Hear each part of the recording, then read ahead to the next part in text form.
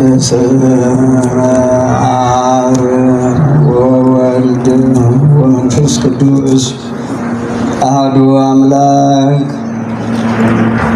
ለልዑል እግዚአብሔር ክብር ምስጋና ይሁን። መክፈቻዬ መዝሙር 118 ቁጥር 33 አቤቱ የሥርዓትህን መንገድ አስተምረኝ። ባካችሁ ጸሎታችሁ ላይ ጨምሩት።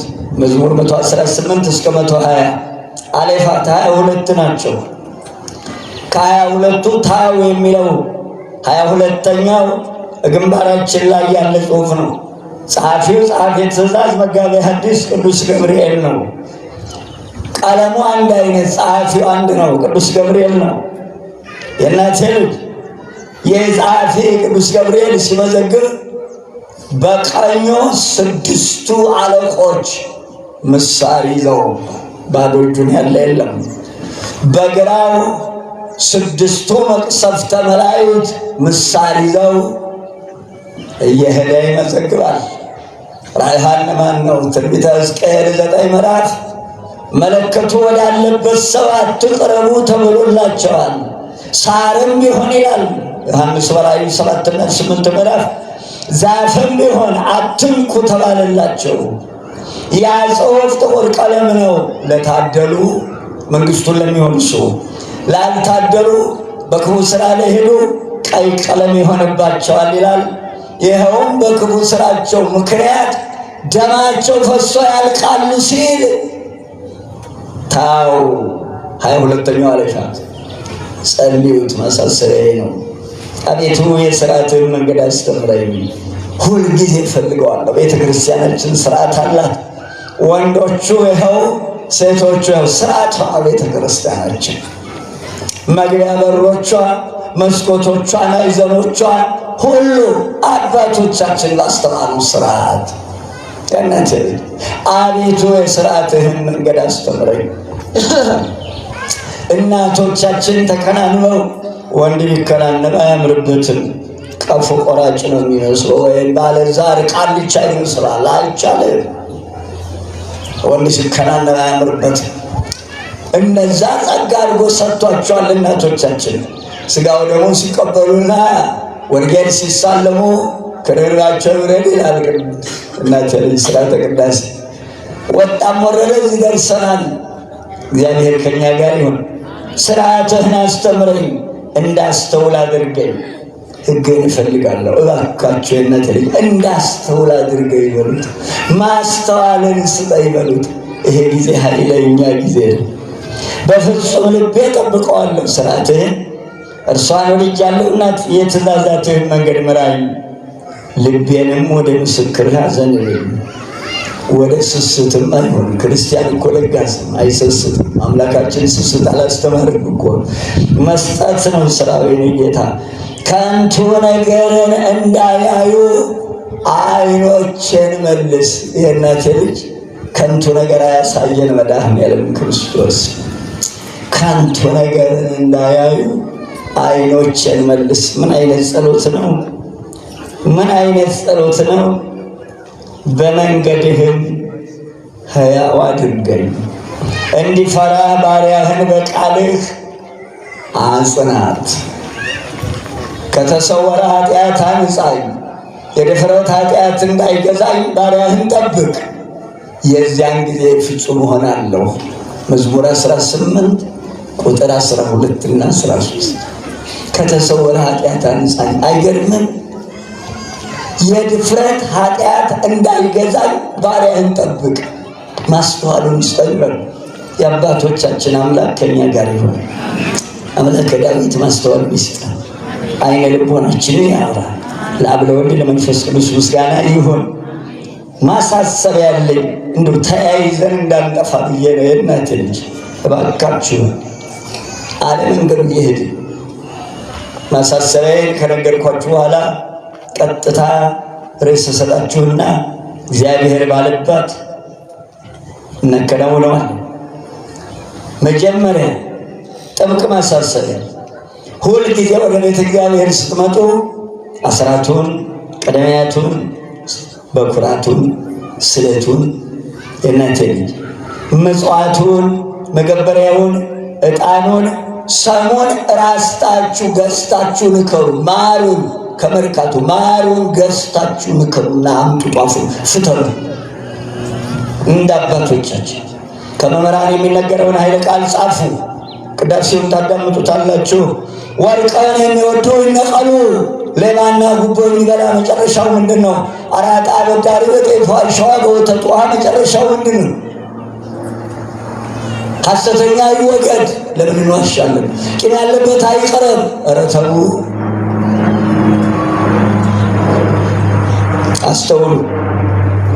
ዕለተ ሰንበት የክርስቶስ ቀን ናት። ዛሬም ትንሣኤ ናት፣ አትለወጥም። ከሰባት ዕለታትም ጸንታ የምትኖር ናት። እሑድ ሰንበት ጻድቃንና ኃጥአን ይለዩባታል። በዚህች ቀን እባካችሁ እረፉ።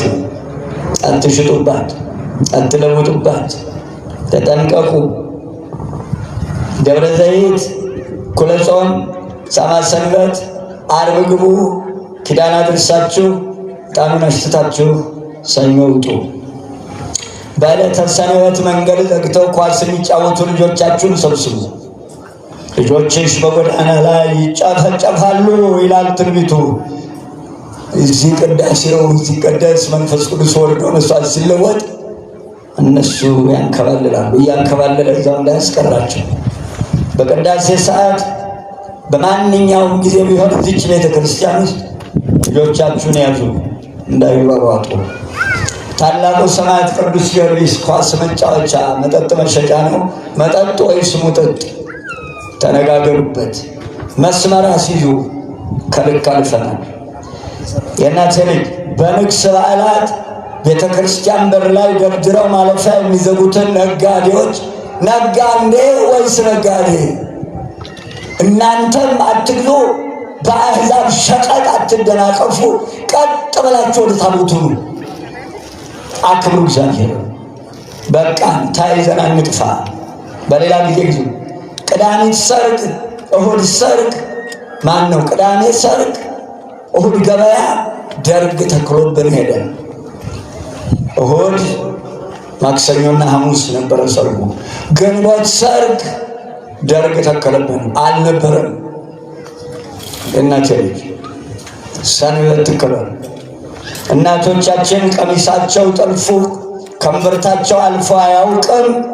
እግር ላይ ወርዷል። በዛ ላይ በየምንጣፉ መስቀሉ በየጫማችሁ ላይ ሶሉ ላይ እየተሰራ እየተረገጠ ነው። አስተውላችሁ ግዙ፣ አስተውላችሁ ኑሩ። ሌላው አልባሳት አይታችሁ እንደሆነ ላዩ ላይ ስዕል ተስሎበት ሰፊው ይገርመኛል። ጭንቅላቱ ለብቻ ተቆርጦ ተዘቅዝቆ፣ ክንፉ ለብቻ፣ እግሩ ለብቻ ተቆራርጦ እስከ ዛሬ አልባሳት ላይ ስዕል ተስሎ አይታችሁ ታውቃላችሁ? በቤተ መቅደሱ በመጋረጃ በማህሌቱ በቅዳሴው ታጥኖ በመጋረጃ እንደገና ቅዳሴው ሲቃል ተጋርዶ የሚቀመጡ ስዕሎች በየሜዳው በየአጥሩ ላይ ይለጠፋሉ። አሞራ እየኮሰበት አሞራ እየቦነነበት ክብራቸውን አልተ መናፍቅ ቀደደ ብላችኋል። እኛ እንዲህ እያደረግ ጃንጥላ ላይ ስላትብዙ አንሱት። ከጃንጥላው ላይ ቀዳዶት ከሆነ ሳትጨምሩ አመዱን እዚሁ ግቢ አምጥታችሁ አፍስሱ። ሳትጨምሩት አንድ አይነት ስዕል አትግዙ። ፎቶኮፒ አይነሳም ስዕል። በጀሶ በብር በነሐስ በፕላስቲክ ስዕል ቀልጦ አይሰራም። መስቀል ላይ ስዕል አይቀረጽም። 4 ኪሎ ብቻ ናቸው የታዘዘው ይቀረጽ የተባለ ምስል ነው፣ ስዕል አይደለም። መንበር የምታሰሩ ከምስራቅና ከምዕራብ አንዳንድ መስቀል፣ ሰሜንና ደቡብ ሐረግ ብቻ መንበር የምታሰሩት። ምንም አይነት ነገር ላው ላይ አይቀረጽም። የእመቤታችን ስዕል መንበሩ ላይ ይቀመጣል። ሐረግና በምዕራብና በምስራቅ አስተውሉ እናችን። ሌላው ስዕሎች መለበጃ መጽሐፍ ላይ ልባዱ ላይ በየጃንጥላው ላይ አላስተማሩም። እንዲህ ያለ ስርዓት ተጠንቅቃችሁ ኑሩ። ሌላው አባቶች በፕላስቲክ የተሰሩ ስዕሎች እንዳትለጥፉ ወይም ቤተክርስቲያን ተጠንቅቃችሁ ስሩ። ስዕሎች በፕላስቲክ እንዳይሰሩ፣ ጊዜ አለው። ዱቄት ሆነው ይወርዳሉ። በዛው በልብሳችን በፈትላችን በመርዱፋችን በካኪያችን ይሰራል። የቅዱሳን ስዕል አባቶቻችን እንዳከበሩ እናክብር።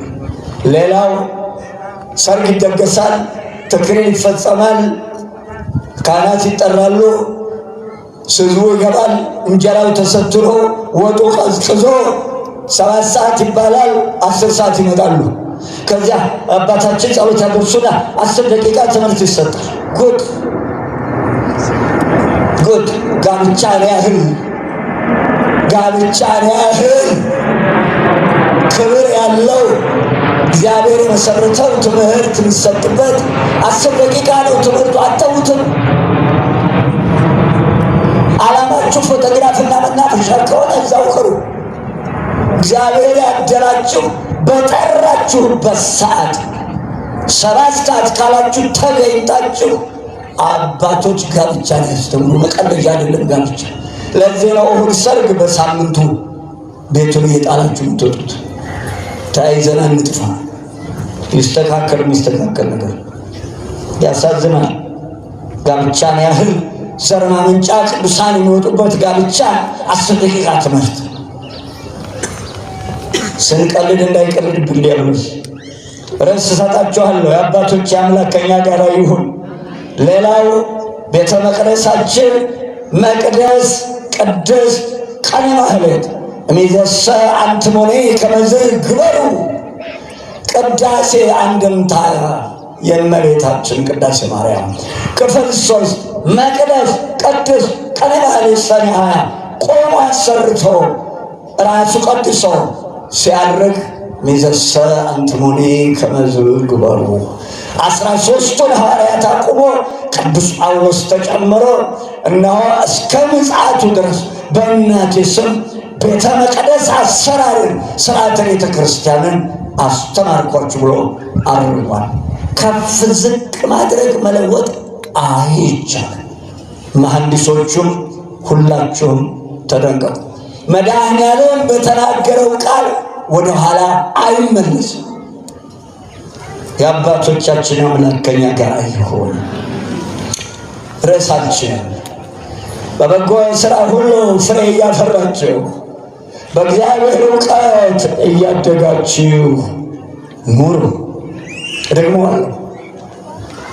የቅዱስ ጳውሎስ መልእክት ነው። አሳዳጅ የነበረ መድኃኔዓለም ክርስቶስን ልብሱን ገፈው በጀርባው ሲያንጋልሉት ችንካሩን ለመምታት ፀሐይ ጨለመች፣ ጨረቃ ደም ሆነ፣ ምድር ተንቀረቀረች፣ ድንጋይ ተፈቃቀሱ፣ ከዋክብት ረገፉ፣ ጨለመ። የደብዳቤዎቹን የገራፊዎቹን ልብስ ይሰበስብ ነበር ቅዱስ ጳውሎስ። በግርጌው ሲያልፍ እግሩን ረገጠ። ጌታን ሳውል መመለስህ ላይ ቀር ትረግጠኝ 430 ጊዜ በጠፍር አስደብድቦታል ጌታን። የሚገርመኝ ቤተ መቅደሱን እንዲሰራ በፊልጵስዩስ ከ13ኛ ሆነው ከ12 ሐዋርያት ጋር ተገኝቷል። ሰኔ 21 ቅዳሴው ሲቀደስ በጌታቸው ወርዋል። የታደለ ጳውሎስ የጻፈው ጽሑፍ በበጎ ሥራ ሁሉ ፍሬ እያፈራችሁ በእግዚአብሔር እውቀት እያደጋችሁ ኑሩ። ማደግ አለ እኮ። ሥጋ ያድጋል፣ አእምሮ ያድጋል፣ መንፈስ ቅዱስ በእናንተ ውስጥ በሥራ ያድጋል፣ ያሳድጋችኋል። እናንተም ፊልጵስዩስ ቆላስይስ ምዕራፍ 1 ቁጥር 10 እና 14 ላይ ያለ ኃይለ ቃል ነው። እግዚአብሔር ከእኛ ጋር ይሁን። ለመጨረሻ ደግሞ አለው በበጎ ሥራ ሁሉ ፍሬ እያፈራችሁ በእግዚአብሔር እውቀት እያደጋችሁ ኑሩ። ቆላስይስ 1 10 እና 11 ቁጥር። ለመጀመሪያ ጥቅስ መቃብያን ሳልስ ምዕራፍ 10 ቁጥር 28 ከ26 ጀምሮ ያለውን እናንተ አንብቡት። የምፈልገውን አንኳሩን እነግራቸዋለሁ። ሙሉ ትምህርቱ ቆላስይስ ምዕራፍ 1 ከቁጥር 1 እስከ 14 አንኳሩን ብቻ ነግሬያችሁ ተቀምጠዋለሁ። የአባቶቻችን አምላክ ዓይነ ልቦናችንን ያብራው። ከሞት ወደ ሕይወት ትሻገሩ ዘንድ ከሞት በኋላ ሕይወት አለ። የእናቴ ልጅ ከገቡ የማይወጡበት ካገኙ ማያጡበት፣ ከከበሩ የማይዋረዱበት ምን አይነት የምትናፍቅ ሀገር ያለችን! ዮሐንስ በራእዩ አዲስ ሰማይ አዲስ ምድር ሲወርድ አየሁ። ምን አይነት አይን ነው! እንደው ምን ቀን ተጸንሶ ምን ቀን ፈጥሮት ከእንዴት ያለው ማህፀን ወጥቶ እንዴት ያሉ እናቶች ናቸው ያፈሩት! ቅዱሳን አባቶቻችን የእናቴ ልጅ ከሞት ወደ ሕይወት ትሻገሩ ዘንድ ከምታልፍ ከዚህ ዓለም ወደ መንግሥተ ሰማያት ትሄዱ ዘንድ አባቶቻችን በሚያልፈው ዓለም የማያልፍ ስራ ሰሩ፣ በሚሞተው ዓለም የማይሞት ስራ ሰሩ። ይኸው የማይሞት ስራ ይህ መቅደስ እኮ በላይ አለ። ሰማያውያን እኮ ምድር ላይ የሰሩት አባቶቻችን። ዮሐንስ በራእዩ አሁንም የታደለ 11 የታደለ ምን አለና ተናገረ? እናቴ ልጅ በሰማይ ያለው የእግዚአብሔር መቅደስ ተከፈተ። ጉድ! የኪዳኑም ታቦት በመቅደሱ ታየ። ይህች መቅደስ ሰማያዊ ናት። አገልጋዮቿ ሰማያውያን ናቸው። በምድር ያሰራችሁት በሰማይም የታሰረ ይሆናል፣ የፈታችሁት በምድርም በሰማይም የተፈታ። ምን አይነት ስልጣን ነው! እንጠቀምባቸው። ይብላኝላችሁ ነፍስ አባት የሌላችሁ ሰዎች፣ ነፍስ አባት ያላችሁ ሥጋው ደሙን ተቀበላችሁ እግዚአብሔር ይሁናችሁ። ንስሐ ያልገባችሁ እግዚአብሔር ይሁናችሁ። ካህናትን የሚሾም ማን ነው? ካህንን አባቴ ማለት ማንን አባቴ ማለት ነው? አይብላኝላችሁ ነፍስ አባት የሌላችሁ ያሳዝናል። ይመርቋችሁ፣ ተባረኩ። ካህናትን የሚሾም እግዚአብሔር ነው። ህዳር 21 ትዝ ይለማል ነው። ህዳር 12 ትዝ ይላችኋል። ራሳቸውን የሾሙ ዳታንና አቤሮን የቆሬ ልጆች እኛ ካህናት ነን አሉ። 250 ተመናጠው እግዚአብሔር ክህነቱን አልሰጣቸውም። ይብላኝላቸው ክህነቱን ላልሰጣቸው ሰዎች እኛ ቅዱሳን ነን አሉ። አልተቀደሱም፣ በእግዚአብሔር ፊት ቅዱሳን ነን አሉ። ምድር ተከፍታ ወጣቸዋለች። እነዚህን አባቶቻችንን እግዚአብሔር የሾማቸውን ግን ተጠቀሙባቸው። በእነሱ ጦስ እኮ ነው የእናቴ ልጅ ህዳር ሲታጠን የመጣው። ትዝ ይላችኋል። ህዳር ሲታጠን ዘኍልቍ 16 መጽሐፍ ቅዱሳዊ ነው። እግዚአብሔር የሾማቸውን ካህናት ሕዝበ እስራኤል አጉረመረመ። እነኛን መሬት ተከፍታ ዋጠቻቸው። 250ቸውን ራሳቸውን የሾሙትን ካህናት አቤት እግዚኦ! ታስተውሉት ይሆን? አዳም ራሱን ሾመ። 5500 ዘመን ፍዳውን ጠበሰ። ዳታንና አቤሮን ራሳቸውን ሾሙ። መሬት ተከፍታ ዋጠቻቸው። ናምሩድ የካም የተረገመ ዘር አባቱ የረገመው ከነዓንን ወለደ። አብሮ ነው የረገመው ከነዓንን በአያቱ ስለሳቀ። አያትም አባትም ከነዓን ኩሽን ወለደ። ኩሽ ናምሩድን ወለደ። ራሱን ሾመ። ጠንቆ ይኸው አለቀቀንም። በምድር ላይ የቋንቋ መለወጥ በናምሩድ የመጣ ነው። የተረገሙ ሰዎች የሚያመጡት ጦስ ዓለምን ያጠፋል። የአባት እርግማን አጥንት ይሰብራል። የእናት እርግማን ስር መሰረት ይነቅላል። እናትም አትርገማችሁ፣ አባትም አይርገማችሁ። ላለመረገም ኖሩ። የእናቴ ልጅ የታደለ ቅዱስ ጳውሎስ የጻፈው መልእክት ይኸው ላይኛይቱን ቤተ መቅደስ ለመስራት ታደለ። ሊጨርሰው ዮሐንስን እነሆ ታቦቱ የቃል ኪዳኑ ታቦት በላይ በእግዚአብሔር ዘንድ ታየ። መብረቅ ድምፅና ነጎድጓድም የምድር መናወጥም በዚያ ሆነ። በጎ ሥራ ሁሉ ፍሬ እያፈራችሁ በእግዚአብሔር እውቀት እያደጋችሁ ኑሩ። የታደላችሁ እችን በሰማይ የኪዳኑ ታቦት አለ፣ በምድርም የኪዳኑ ታቦት ዙፋኑ ነው። ለዚህ ማረፊያ ሰራችሁ። እንዴት ታደላችኋል! አልቆ ለማየት ያበቃችሁ። ስለዚህ አለ ይህ ቅዱስ ጳውሎስ የጻፈው መልእክት እነሆ ከዚህ ከምታልፍ ዓለም ወደማታልፍ ዓለም ትሄዱ ዘንድ በዚህ ዓለም ብርሃን ከዚህ ዓለም ብርሃን የሚበልጥ ብርሃን ታዩ ዘንድ በጎ ሥራን ስሩ። መቃብያን ሳልስ 3 መቃብያን ሳልስ 10 ቁጥር 28 እግዚአብሔር ከኛ ጋር ይሁን። ሲራክ 16 ቁጥር 12 ቁጣው እንደ ቸርነቱ ብዛት መጠን ነው፣ ሰውን እንደ ሥራው ዋጋውን ይከፍለዋል። ይኸው የእያንዳንዳችን ሥራ ትመዘገባለች። ርዕሳችን በበጎ ሥራ ሁሉ ፍሬ እያፈራችሁ በእግዚአብሔር እውቀት እያደጋችሁ ኑሩ። ማቴዎስ 5 ቁጥር 16 ከማውኬ ይብራ ብርሃንክሙ በቅድመ ሰብእ፣ እንዲሁ በሰው ሁሉ ፊት ብርሃናችሁ ይብራ። አንድም እንዲሁ ስራችሁ ሁሉ በሰው ፊት ይብራ። ከመ ይርአዩ ምግባሪክሙ ሰናይ ወይሰብሕዎ ለአቡክሙ ዘበሰማያት፣ መልካሙን ስራችሁን አይተው በሰማይ ያለውን አባታችሁን ያመሰግኑ ዘንድ ያከብሩ ዘንድ። አንድም በጎ ስራችሁን አይተው ሰማያዊ አባታችሁን ያመሰግኑ ዘንድ እንዲህ እያሉ እነሆ እነዚህ ሰዎች ይህም በጎ ስራ እኮ የሚሰሩት እነዚህ ሰዎች በእኛ መካከል የበጎ አብነት እኮ የሆኑት እነሆ እግዚአብሔር ቢፈቅድላቸው ነው። ሃይማኖታቸው እኮ የቀና ቢሆን ነው እነዚህ ሰዎች ይህም በጎ ምግባር የሚሰሩት እያሉ አምላካችሁን እንዲያመሰግኑ ሁልጊዜ ስራችሁ በሰው ሁሉ ፊት በጎ ይሁን አላቸው። መድኃኒታችን ኢየሱስ ክርስቶስ ስሙ ለዘላለም የተመሰገነ ይሁን። የኔ ጌታ ጸጋውን ክብሩን ያድለን፣ በረድኤቱ አይለየን። አስተውሉ። አንድም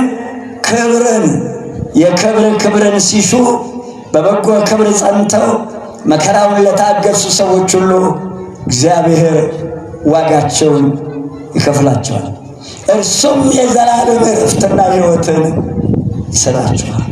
በጎ ለምትሰሩ ሁሉ ለዚህ ክብር ያብቃል። የኔ ጌታ የማያልፈውን የሚያልፈው ዓለም ሆነ ለካ የማያልፈውን ስራ መስራት የማያልፈውን ዓለም ተስፋ አድርገን እንድንኖር ያደርጋል። በርቱ። በጎ የሚሰሩ በበጎ ስራ የጸኑ ሰዎች ክብር ትሻቸዋለች። በጎ የሚሰሩትን ሁሉ የበጎ ስራ ዋጋቸውን እግዚአብሔር ስለሚሰጣቸው በበጎ ስራቸው ተመርጠው ያቺ በጎ ስራቸው ክብር ታድላቸዋለች። ራሷ የሚሰሩት ስራ ራሱ ለክብር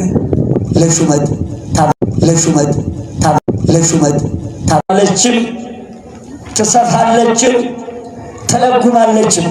ቁጭ ብዬ እዛ ሳይ ሰንዲያውን ሰፌዱ ላይ አድርጋ ስትለው እናቴ ልጅ ስታበጥረው ያጅራታም ከሰፌዱ ላይ ቱር እያለ ይሄን ነበር። ልባሉ የእኛ ጌታም መድኃኔዓለም ክርስቶስ በጎ ስራ ምን እንደሆነ ክፉ ስራ ምን እንደሆነ ለይተን የምናውቅበት አእምሮ ሰጥቶናል። ስለዚህ በጎ ስራውን ለይታችሁ በጎ ስራውን ስሩ። ለምሳሌ ከኋላ በጎ ስራ ጽሑፍ ሳይኖር ሳይጻፍላቸው ብሉይ ሐዲስ ሳይባል እናትልጅ እስቲ መጀመሪያ ሄኖክን ላንሳው። ምዕራፍ 5 ዘፍጥረት ከቁጥር 21 ጀምሮ እነሆ ሄኖክ 165 ዓመት ኖረ። ሰምታችኋል? አሁን ያልኩትን ይነትን ምንድን ነው ያልኩት? ስንት ዓመት ኖረ? የእኛ ዕድሜ ስንት ነው? አያድርስ። የእኛ ዕድሜ ስንት ነው? አያሳዝናችሁም? ቅዱስ ዑራኤል ጉባኤ ላይ ይህን ትምህርት ጠቀስ አደረኩት። እንደው የዘመኑ ዕድሜ ስንት ይሆናል? ከዛ ወደ ሌላ አለፍኩ፣ ወሰደኝ። በኋላ አንድ ሕፃን ልጅ 10 ያወጣል። ምን የሆነ ልጅ እግዚአብሔር ሕፃናትን ጠቢባን ያደርጋል ይላል። ምን ሊናገር ነው? አቡሽዬ ምን ነው አልኩት። የዘመኑ ዕድሜማ 20 ዓመት ነው አለኝ። ስብሐት ለአብ ወወልድ ወመንፈስ ቅዱስ። ምነው አጠረ ዕድሜያችን? ምነው ባጭር ተቀጨን? ኢዮብ 15 ምዕራፍ ላይ በአበባው ይረግፋል፣ ቅርንጫፉ ይሰበራል፣ የጉቦ ተቀባዮችን ድንኳን እሳት ትበላለች፣ በደልን ይጸንሳሉ፣ ጉዳትን ይወልዳሉ። ኢዮብ 15 ምዕራፍ አንብባችሁ ታውቃላችሁ። ይብላኝለት ጉቦ ለበላ። ጉቦ ዓይነ ልቦናን ያሳውራል፣ ቅርንጫፉ ይሰበራል፣ ዘሩ ይጠፋል፣ የሚወልዷቸው ልጆች ዕድሜ አያገኙም፣ በአጭር ይቀጫሉ። ሰው በገዛ እጁ ራሱ ላይ እሳት ያነዳል። አስተውሉ። 20 ዓመት ነው የዘመኑ ዕድሜ ያለኝ ኖህ። ሄኖክ ግን አካሄዱን ከእግዚአብሔር ጋር አደረገ። በሕገ ልቦና እግዚአብሔርን የሚያሳዝን ስራ አልሰራም። እስቲ በዚህ መስተዋትነት ራሳችንን እናየዋ። የእናቴ ልጅ እስቲ በዚህ መስተዋትነት ራሳችንን እናየዋ። ዕድሜያችን ስንት ደርሷል? እንደው ምን ሰራን እስካሁን? እስቲ መስተዋቱን አቀርብ። በጎ ስራ ዕድሜ ያረዝማል፣ ክፉ ስራ ዕድሜ ያሳጥራል። ምናልባት ዋላ ድር ቢል ምነው ለክፎች ዕድሜ የሰጠህ እንዳትሉ፣ እናት የወለደችው ልጇ ጨልፊት፣ ክፉ፣ ሰፈር የጠላው የተረገመ ቢሆን ልጇን እንደው ይሄ ልጅሽ ያላት እንደሆነ እናት ናትና አንጀቷ ነውና ምን ትላለች? እንደው እኮ ልጄ ደሙ መራራ ሆኖ ነው እንጂ ልጄ እኮ ጨዋ ነው ትላለች። ይሄን ደግነት የሰጣት ማን ነው? ለምዬ ይሄን ደግነት የሰጠ እግዚአብሔር እርሱ ምን ያህል ደግ ነው። ክፉዎቹ እንዲሞቱበት አይፈልግም። ቃል የሚሰጣቸው ግን በአእምሮ ተመልሰው ደግ ሰርተው በበጎ ስራ ፍሬ አፍርተው ቅድም ያልኳችሁን ያችንም አታልፍ የዘላለም ሕይወት የሚገኝባትን ክብር እንዲወርስ ነው። ደግ ስለሆነ ጥፋታችንን አይሻል። ትዝ ይላችኋል የእናቴ ልጅ ህዳር 21 አፍኒንና ፊንሐስ በቤተ መቅደሱ ያን በደል ሲፈጽሙ መጀመሪያ ሕዝብ አየባቸው 1፣ አባታቸው ሰማ 2፣ ሌላ ነቢይ ተላከ 3፣ መልአክም ቢሉ እናቴ ልጅ መጨረሻ ካህኑ ነገረ አልተመለሱም። 5ኛ እንደገና ለአባታቸው የእርግማን ስራ ሲሰሩ አልከለከላቸውምና የኤሊ ቤት ኃጢአት በመስዋዕትም በቁርባንም እንዳይሰረይለት በስሜ ብያለሁ ለዘላለም ብሎ ቁጭ አልመዳፍ። ያናት ልጅ ለክፉዎች ዕድሜ የሰጣቸው ለንስሐ ነበር። 5ኛ አባታቸውን ማስጠንቀቂያ እስከሚነግረው አልተመለሱም፣ እንደወጡ ቀሩ። ዳፋቸው ለሀገሪቱ፣ ለቤተ መቅደሱ፣ ለራሳቸው፣ ለአባታቸው የእናቴ ልጅ ለራሳቸው ተርፏል። ካቦድ አለች የወለደችው ልጅ የእግዚአብሔር ክብር ከቤተ መቅደሱ፣ ከካህናቱ፣ ከሀገሪቱ ለቀቀ አለች። ይኸውልህ ክፉ ስራ የሚመጣው ጦስ አስተውሎ የእናቴ ልጅ። ስለዚህ በሕገ ልቦና ያ ሄኖክ እግዚአብሔር የሚወደውን ስራ ኃጢአት ሳይሰራ አካሄዱ ከእግዚአብሔር ጋር አደረገ። 165 ዓመት ኖረ። ወንዶችንም ሴቶች ልጆችንም ወለደ። 200 ዓመት ኖረ። አያው ከወለደ በኋላ ደግሞ እንደገና ዕድሜ ጨመረለት። እንደገና አሁንም ዕድሜ ጨመረለት። 365 ዓመት ኖረ። በደብረ ቅዱስ ወደቀ። 7 ዓመት ጾመ። ብሔረ ሕያዋን ከኤልያስ ጎን ብሔረ ብፁዓንና ብሔረ ሕያዋን ጎን ለጎን ናቸው። ይኸው ብሔረ ብፁዓን ባለችበት ብሔረ ሕያዋን ይገኛል። አባታችን ነው ምንድን ነው ያለው? ከመጻሕፍት መርምራችሁ እግዚአብሔርን ጠይቃችሁ ክፉና በጎን ለይልን ብላችሁ መርምራችሁ እኔና እናንተ ደግሞ ብሉይና ሐዲስ ተጽፎልናል። እነሆ ከመጻሕፍት መርምራችሁ ሰው ቢጠይቃችሁ መጽሐፍ አንስታችሁ ገጽ ገልጣችሁ ምዕራፍ ጠቅሳችሁ ቁጥር ጠቅሳችሁ በጎ ሥራ አስተምሩ፣ ራሳችሁን መርምራችሁ ያዙ። ስለዚህ በጎ ሥራውን ለዩ ይላል። እስቲ አንደኛ ጢሞቴዎስ ላነበው እፈልጋለሁ። የታደረ ይሄ አሳዳጅ የነበረ ምርጥቃው የሆነ በጌታ ቸርነቱ ረገበ ይሎቅ ያላለ አስገረፈ ይሎቅ ያላለ የእናቴ ልጅ ቅዱስ ጳውሎስ ይህ ሁሉ አድርጎታል። ለምን መሰላችሁ?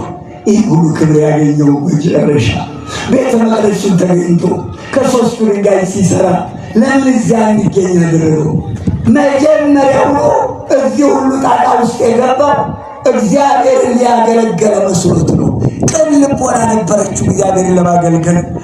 ልብ አድርጉ። ዛሬም እግዚአብሔርን ለማገልገል የምትፈልጉ ሰዎች ልዑል እግዚአብሔር ሆይ እንዴት ሆኜ ላገልግልህ? ቤት ጋው ልምጣ? በቤተ መቅደስ አንድ መዝሙረ ዳዊት 26 ቁጥር 4 ላይ አንተ ሳልክቦ ለእግዚአብሔር ወኪያሃ አሐስስ ከመ እኅድር ቤቶ ለእግዚአብሔር በኩሉ መዋዕለ ሕይወቴ ወከመ ያርአየኒ ዘአሰምሮ ለእግዚአብሔር ወከመ እጸመድ ውስተ ቤተ መቅደሱ። አንብባችሁ ታውቃላችሁ፣ ታነቡታላችሁ። የእናቴ ልጅ ምን አለ ዳዊት? ልዑል እግዚአብሔርን ያህል ባለጸጋ አንዲት ነገር እለምንሃለሁ። የእናቴ ልጅ አላችሁ አላችሁ ወይ? ተመስገን። አንዲት ነገር ባለጸጋ ነው የኔ ጌታ፣ ቢሰጥ አያልቅበት፣ ሰጥቶ አይቆጨው። የኔ ጌታ አንዲት ነገር እለምንሃለሁ። ይህችን የምለምንህን ልመናዬን እነሆ ባለ ዘመኔ አለ። ሁለተኛ በሕይወቴ ዘመን ሁለት ነገር ነው የጠየቀው። ልብ አድርጓት። ባለ ዘመኔ አለ። ምን ማለቱ ነው? በስጋ በምኖርበት ዘመን በሕይወቴ ዘመን አለ። ቅድም እንዳልኳችሁ ከሞት በኋላ ሕይወት አለ። ዛሬ የምንሰራው በጎ ሥራ ከሞት በኋላ ላለው ሕይወት የማትሞት ዓለም፣ ያቺ የማትሞት ነፍስ በተድላ በደስታ ዛሬ በጎ ለሰሩ የሚኖሩባት ዓለም፣ አዲስ ሰማይ አዲስ ምድር። እግዚአብሔር ለዛ ክብር ያብቃና መድኃኔዓለም ክርስቶስ የእናቴ ልጅ ለዚያች ሀገር ልብ አድርጉ፣ ለዚያች ለምትናፍቅ ሀገር በሕይወቴ ዘመን ሁሉ ያችን መለመን አትከልክለኛለሁ። አንደኛ ምን አለና ጠየቀ? አንተን ደስ የሚያሰኝህን ስራ ለመስራት አብቃኝ አለው። ምንድን ነው ያልኩት? አሁን እናቴ ሰምታችሁታል። አንተን ደስ የሚያሰኝህን ስራ ለመስራት አብቃኝ። ምን አይነት ልመና ነው? እንደው ለመሆኑ የእናቴ ልጅ ጌታን ደስ የሚያሰኘው ስራ ምንድን ነው? ለምነትና ውሸት ነው? ጉቦ መብላት ነው? እናቴ አለመንገዱ መሄድ ነው? ምንድን ነው ደስ የሚያሰኘው ስራ? ለምኗ። አንተን ደስ የሚያሰኝህን ስራ ለመስራት አብቃኝ እንዳለው ዳዊት ለምኑት። አንተን ደስ የሚያሰኝህን ስራ ለመስራት አብቃኝ በሉት። የእናቴ ልጅ ቀጠለና ምን አለ? ልዑል እግዚአብሔር ሆይ ረድኤትህ፣ በረከትህ፣ የማያልቀው ቸርነትህ ልዑል እግዚአብሔር ሆይ አድሮ በሚኖርባት በኢየሩሳሌም ሰማያዊት ለመኖር አብቃኝ አለ። ከሞት በኋላ ላለው ሕይወት፣ ከሞት በኋላ የእቺ ነፍስ የምትኖርባትን ዓለም በኢየሩሳሌም ሰማያዊት በአጭሩ ለመንግሥተ ሰማያት አብቃኝ አለው። ለመንግሥተ ሰማያት ያብቃን መድኃኔዓለም ክርስቶስ። አያችሁ ልመናውን። ቀጠለና ምን አለ? ልዑል እግዚአብሔር ሆይ ረድኤትህ፣ በረከትህ አድሮ በሚኖርባት በቤተ መቅደስህ ቅን ሆኜ እንደ በሬ ጽሙድ ሆኜ ወከመ እጸመድ ውስተ ቤተ መቅደሱ እንደ በሬ ጽሙድ ሆኜ እንደ ገበሬው ቅን ሆኜ። ገበሬው ማን ያስገድሎት ነው? ያ ሁሉ ጭቃ እያበካ የጭቃ ውስጥ እሾህ እየወጋው ከጭቃ ውስጥ እሾህ ይሰውረን መድኃኔዓለም ክርስቶስ። ሰምታችኋል አሁን ያልኩትን? ከጭቃ ውስጥ እሾህ ይሰውረን መድኃኔዓለም። አቤት ገሌ እግዚአብሔር አያድርስ የጭቃ ውስጥ እሾህ ነው። ምን ማለት ነው? ሰውየው እንደው ምን ማለት ነው? እናቴ ልጅ እገሌ እኮ የጭቃ ውስጥ እሾህ ነው ማለት ሰውየው ምንድን ነው ማለት ነው? ተንኮለኛ፣ ነገረኛ፣ መሰሪ፣ ከሰይጣን የከፋ ስጋ የለበሰ አጋንንት መሰሪ። ከዚህ ሰውረን እግዚአብሔር ይሁዳ ትዝ ይላችኋል። ውስጡ ሾተል ውስጡ ጦር አድርጎ ቢሰኛህን ይጣልልህ ብሎ ጌታን ሄዶ ሳመው። ይብላኝለት ዛሬም ስጋ የለበሱ ሰይጣን ውስጣቸው ሾተል ጦር ተክለው በበጎ አንደበት ሰውን ለሚያታልሉ ነገረ ሰሪዎችና ሸረኞች ወንጌላችን በበጎ ሥራ ሁሉ ፍሬ እያፈራችሁ በእግዚአብሔር እውቀት እያደጋችሁ ኑሮ። ልመለስ ወደ ዳዊት። አምላኬ ሆይ ረድኤት በረከት አድሮ የሚኖርባትን መቅደስህን እንደ በሬው ተጠምጄ። አሁን ገጠር ያደጋችሁ ታውቁታላችሁ። ማነቆ ምትባላለች ጭምት እኳ ትሞላል። ከዚህና ከዚህ በቀጭን ተፈርጠጠ። አሁን ያይዞት ነው። አሁን ያቼ አሁን እንደው ልደንብር ብል ሞፈርና ቀንበሩን ሰብሮ አይሄድም። እግዚአብሔር ለሰው ልጆች የሰጠውን ክብርና ሞገስ እዩት። ሞገስን ሰጠው። በምድር በባህር ያለውን ሁሉ ትገዛ ዘንድ ኖህ ከመርከቡ በወረደ ጊዜ ዘፍጥረት 9 ላይ የምድር ፍጥረት ሁሉ ግዛ፣ ብዙ ተባዙ፣ ሆምልዋ ለመድ ብዙ ተባዙ፣ ምድርን ሙሏት። ማኅፀን የዘጋችሁ ጽንስ ያስወረዳችሁ ይህ ቃል ሲያዳኝባችሁ ሲፈርድባችሁ ይኖራል። ብዙ ተባዙ፣ ብዙ ተባዙ፣ ምድርን ሙሏት። ይብላኝላችሁ መድኃኒቱን የሸጣችሁ ትምህርቱን ያስተማራችሁ የአጋንንት ትምህርት ነው። መቃብያን ካልዕ ምዕራፍ 1 ከ8 እስከ 13 ከሰይጣን በተማሩት ትምህርት ከሴቶች ማኅፀን ጽንስን አወጡ። የእግዚአብሔርን አገር አረከሷት እግዚአብሔር እስኪቆጣ ድረስ። መቃብያን ካልዕ ምዕራፍ 1 ከ13 ከ8 እስከ 13። ከዚህ በኋላ ልዑል እግዚአብሔር ሆይ ቤተ መቅደስህን እንደ በሬው ተጠምጄ እንደ በሬው ቅን ሆኜ አገለግልህ ዘንድ እለምንሃለሁ አለው። ቅዱስ ጳውሎስ ልክ እንደ ዳዊት አልለመንም። ቅኑን መንገድ ቅን ሆኜ ላገልግልህ አላለም። በራሱ መንገድ ሄደ። ጌታ ቅንነቱን አየ። ሐዋርያትን ሊያሳስር ሲሄድ መንገድ ላይ ጠበቀው፣ በብርሃን ነጸብራቅ መለሰው።